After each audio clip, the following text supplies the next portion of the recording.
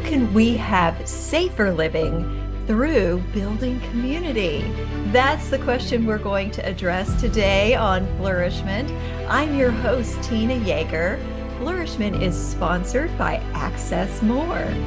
Today, I have with me the illustrious and brilliant Lori Morrison. She is a licensed private investigator, host of the Unlovely Truth podcast. She's also a speaker and author, and she's here to talk to us today about that topic that I mentioned, how to have safer living through community. Welcome, Lori. I am so delighted to have you on Flourish-Meant today. I'm so excited to be here. Thank you for inviting me. So, Lori, tell the audience why this is a passion for you. What made you feel led to really help people develop safety through living within their communities and reaching out and finding ways to make this a priority for them? Well, I think it's a story that will really resonate with most people because I think we've probably all had a circumstance in our lives like what I experienced. I've always been kind of a true crime buff because the psychology behind it just fascinates me. Mysteries, all of that good stuff. And there was a true mystery that was being played out on the news here where I live in Tennessee. A young woman had just vanished. She'd been kidnapped, and she really looked a lot like my oldest daughter, and they were close to the same age. And so it was one of those things that just grabbed my attention. It felt so personal. And it unfortunately didn't resolve well. Her body was found, I want to say, a couple of years later. And the local police, the Tennessee Bureau of Investigation, they were all on her case and working it, but the family wanted just a little extra help. And so the news was doing a story about a private investigator that they had hired just to find answers. They just wanted to know what happened. And this investigator was a woman. And I was just fascinated. And she didn't live that far from me. And I had been working as a corporate paralegal, so I had a background. I'd had some other jobs in the legal profession for several years. And I just thought, I wonder if any of the training that I've gotten, if God's used that to prepare me, one of those for such a time as this moment. And so I just contacted her and said, if any of the skills that I have, if any of the knowledge that I have could be helpful, I'll even just organize files. But I want to help this family because all that I've been able to think about for the last couple of years was, what if that had been my daughter? Who would be helping me? And so I started helping her, and just things progressed, and she said, well, you could do this too. And I thought, well, okay, I'm willing to be licensed if having those extra skills will help more people. And then that same sort of thing happened with the podcast. She had one that she used to drive tips to her cold cases, and she did another, well, you could do this kind of moment. And it just really showed me, and as the more I worked in the field, it really showed me how many people are needed to bring about resolution in these sorts of things. And I thought, we really do need a community effort. And the more and more I worked on it, I thought, I think a lot of people have a heart to do those things, but it's a little scary. And so I want them to understand that when we work together in community, when we start off learning how to keep ourselves safe, then we can teach others, then we can help others. I love that story, that this has just been something God has gradually called you into. And can you talk to us about what are some of the things that you learned that really stuck out to you about how people can help one another stay safe in their communities? It's really so much easier than we realize. It's just, think back when we were younger. We didn't have the busyness. We didn't have, the obsession with social media networks. We sat on the front porch, not the back. We knew our neighbors, and we felt safe. because we didn't have all this unknown around us. We had people that we knew we could turn to. Um, and if I did something wrong as a kid, I knew my neighbors would tell my parents. And so again, everybody was looking out for each other. They just wanted me to grow up to be a healthy and productive adult. And so, it's the same thing now that we need that I think we've lost a little bit. And so, just keep an eye out. Find out who in your neighborhood needs that extra helping hand. Do you have a single mom in the neighborhood? Do you have a widow in the neighborhood? Do you have anybody in the neighborhood facing physical, emotional, developmental challenges? Just someone that needs that extra set of eyes looking out for them. And I think we don't want to butt in, but I think we have to. Not in an intrusive way, but in a I care for you. I'm here for you.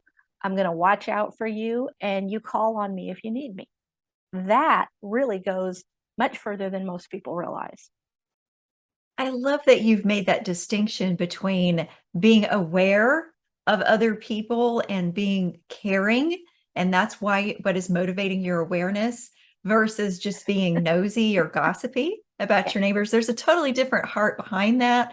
And if for your sure. heart is, I care about you and I want to help you and keep you safe, that is completely different than the motivation of, I want to be intrusive and nosy and gossip about you, isn't it? Oh, 100%. And I think sometimes maybe that's why people don't reach out to their neighbors, to their community, and even to people in church. They worry about being judged, being blamed, being shamed. So, let people know that you are a safe place. Let them know what your motivations are. Hey, I'm not trying to step on any toes here. I just wanted you to know that if there's ever a time when you need somebody, I'm here for you. So be aware and be willing to reach out and make connections and make relationships with your neighbors around you. So those would be two tips, right? Anything Yeah. else that's sticking out as far as specific ways to be aware? Yes. And this is kind of trite, but it's true. And that's why it's been told so many times. If you see something, say something. A lot of times we'll hang back and we'll say, "Oh, I'm probably misinterpreting that," or "Oh, I don't want to get involved," or whatever. But, a lot of times when you get that feeling where you just think, "Oh, something's not right about this," even if you can't put your finger on that. People call it intuition or just whatever they want to call it. I call that the Holy Spirit that resides inside of us and is nudging us into action. God is not going to fly a plane across the sky with a big banner saying, "Hey, you need to do something about this." I mean, he could. I've not ever seen him choose to do that.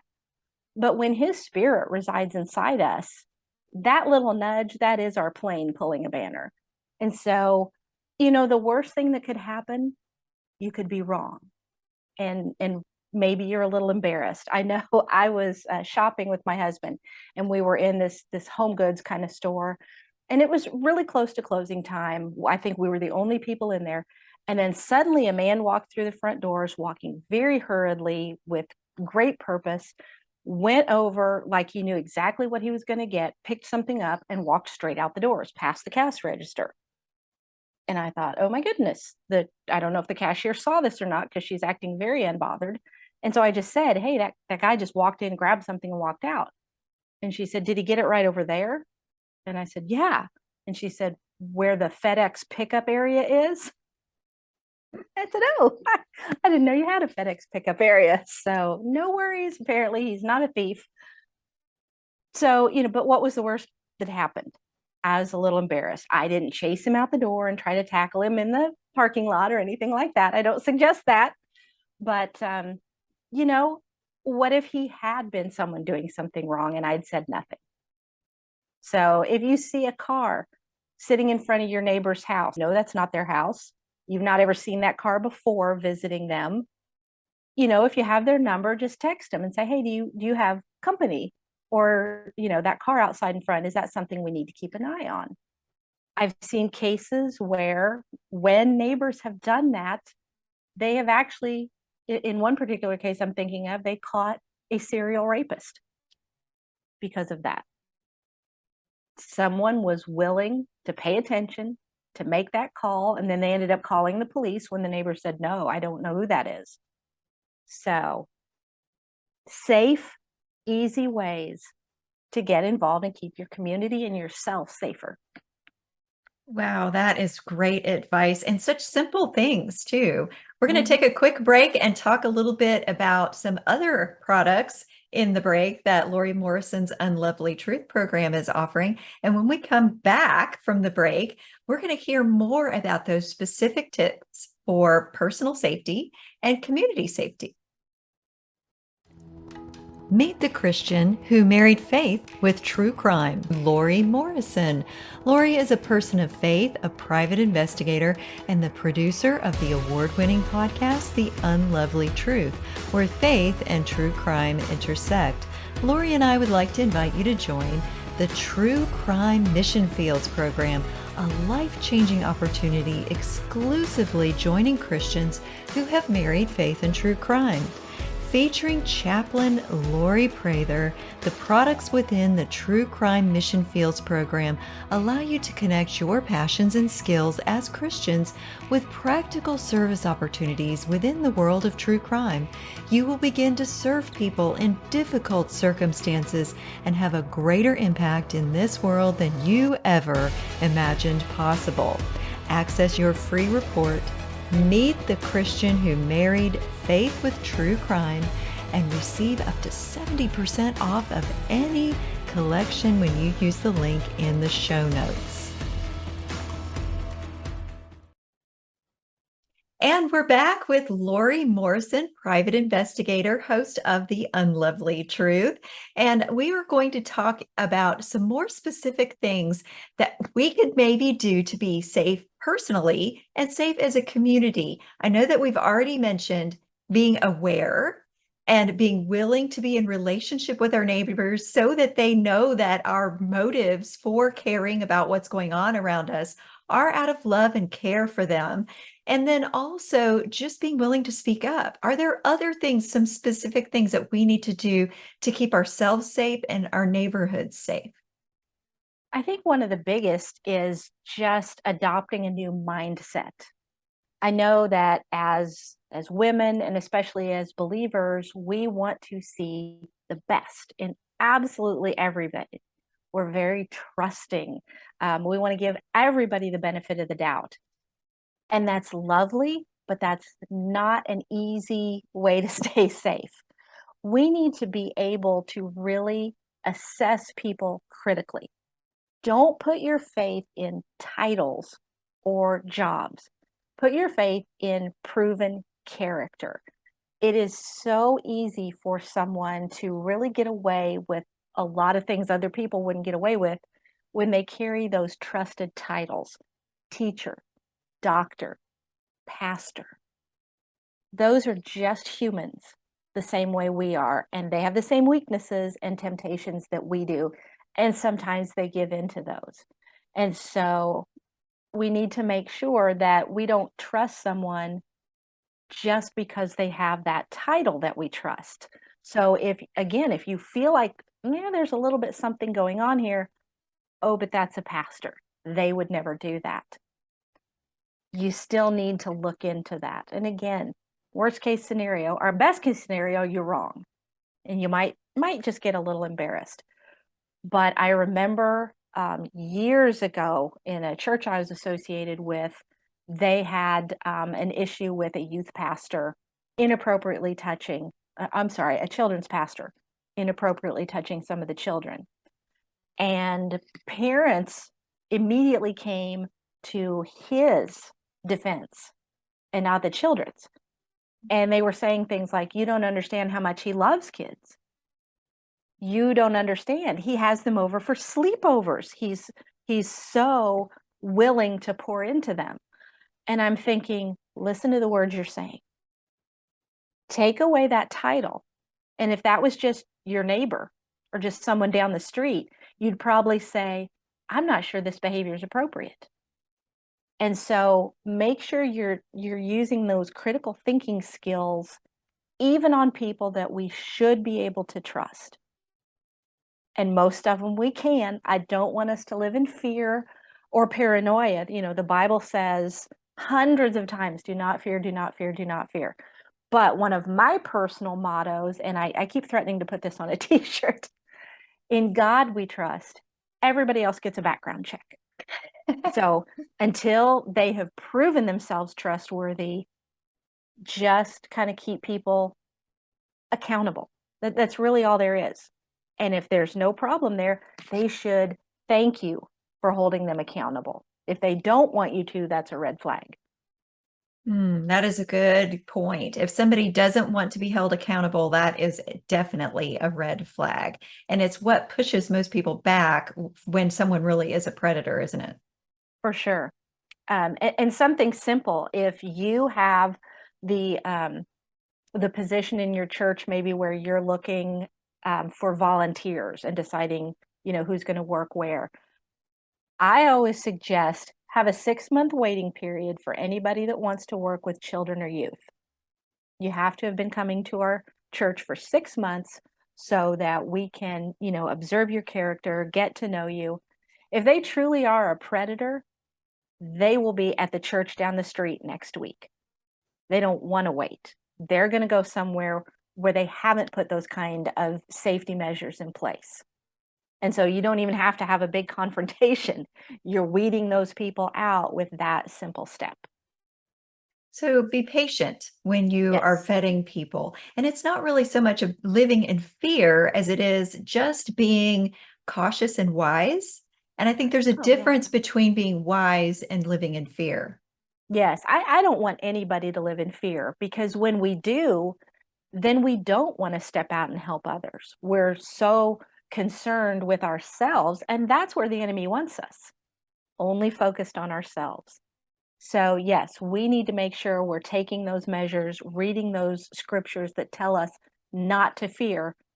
But again, just using that critical thinking that God gave us and not putting it on the shelf and saying, well, it's not Christian of me to not trust people.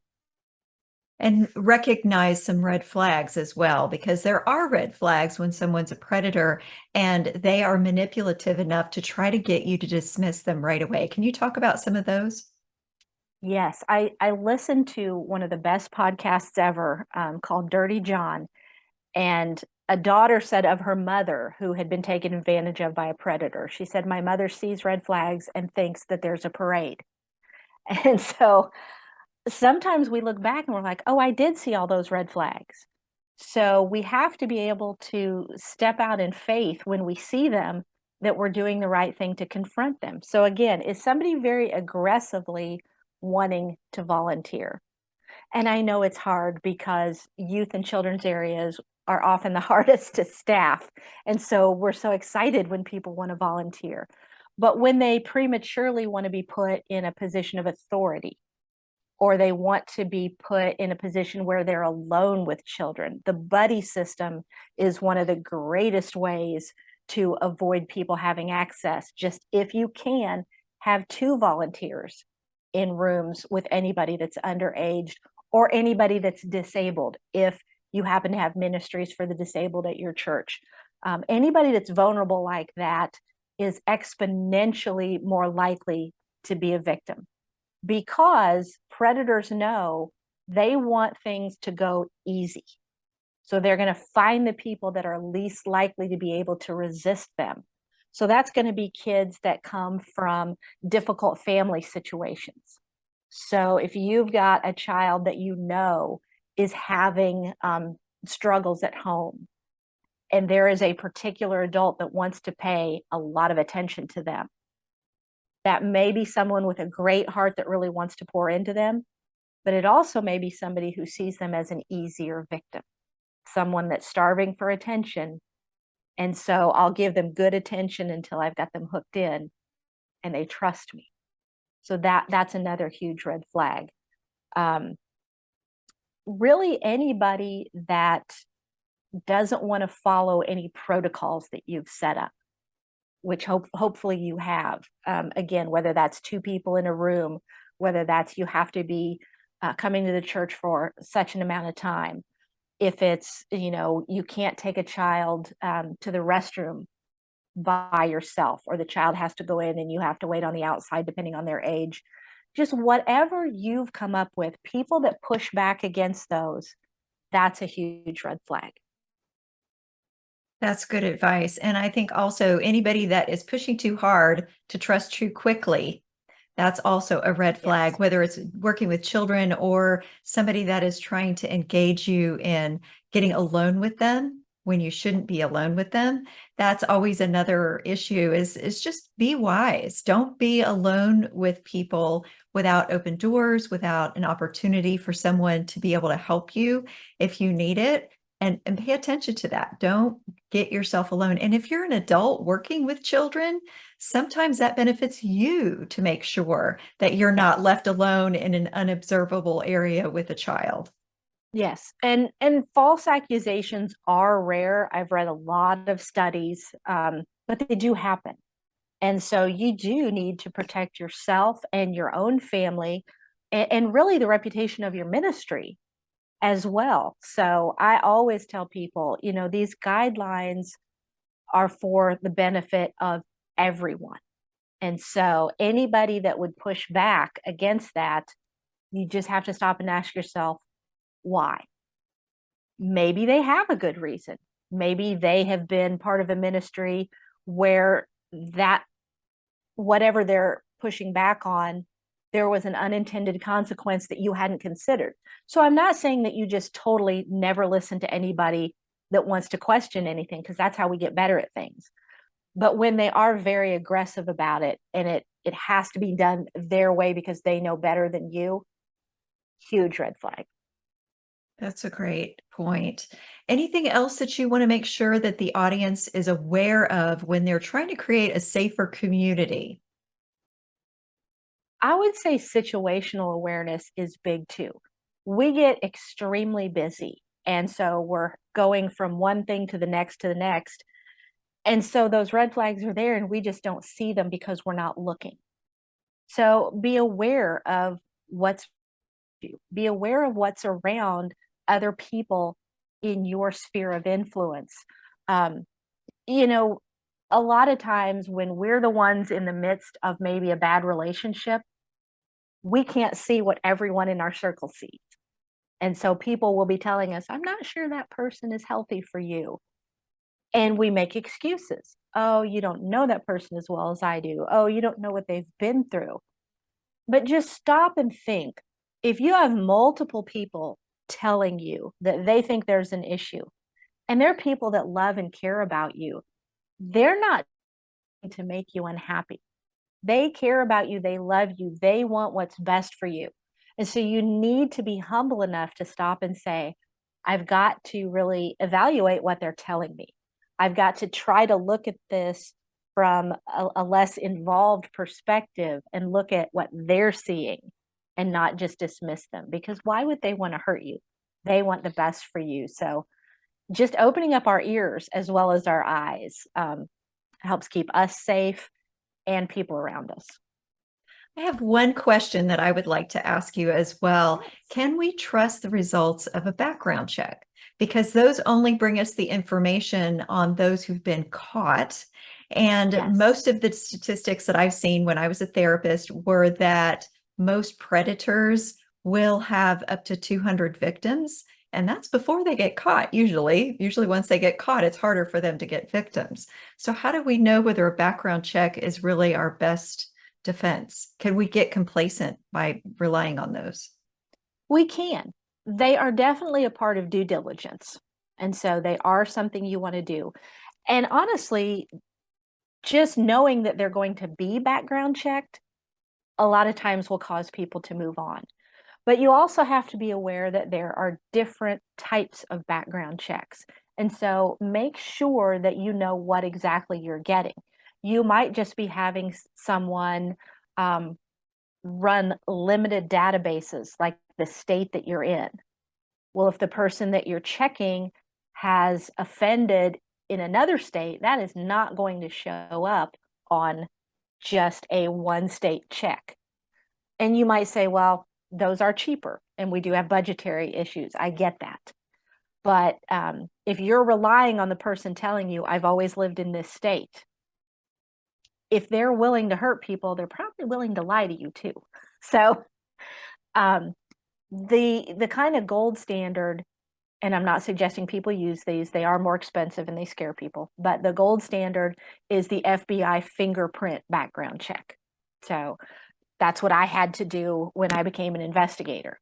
So you just have to know what you're getting depending on what type of check you're using. And you make an excellent point. If they've never been caught, you can use the best background check out there and it will not show what they've done if they haven't been arrested. So, a lot of it, sit down and talk to people. I think if you ask the right questions, you can get a feel for who has a real heart of service and who just kind of seems a little sketchy. And I know that just sounds unfair, that you might, limit someone from what they are allowed to do based on your perceptions. But you can't unring a bell and you can't undo abuse. And so I always want to, if I'm going to be faulted one direction or the other, it's got to be protecting people. No one has a right to serve in a specific way. So if they're insistent, this is the only way God can use me in your church or in your scouting group or in your athletic association or in your whatever, that's that red flag. People with that humble servant's heart are going to say, I'll do what you need me to do. Here are my skills, here are my passions, but what does your ministry need? And I'm willing to do that. Thank you so much, Lori. This has been really informative. And I think it's important for everybody to be able to be wise and put the protocols in place that are going to protect everyone. And that way you don't need to be living in fear because you've already put your protocols in place and you know that you're just going to operate out of an attitude of awareness and out of love for everyone involved so that everyone can be protected. So I really appreciate all these tips. How can people get more information from you, tune into your podcast, and get all the wonderful content and resources that you have to offer? Oh, thanks. Yes. Anywhere you get your podcast, just look for The Unlovely Truth and you'll find it. You can go to theunlovelytruth.com. You can listen there. You can also read blog posts. You can see different things. You can find ways to support the podcast so that together we can help more communities stay safe. And I think you're probably the first public person that I've said this to. So I do have a book coming out.